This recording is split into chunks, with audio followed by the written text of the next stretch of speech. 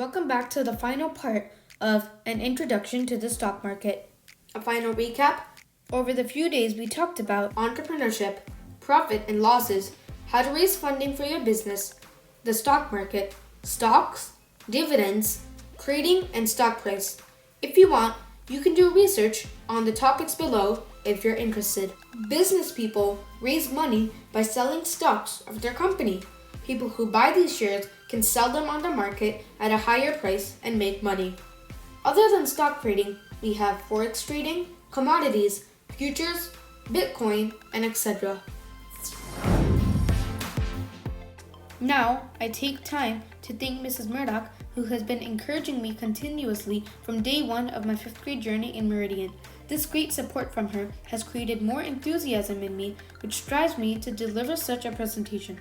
Also, I take this opportunity to thank the entire teaching and non-teaching staff of Meridian, who has been extending their continuous support and service to the entire Meridian student community. Thank you all for watching my presentation with patience. Thanks for watching my presentation about the stock market.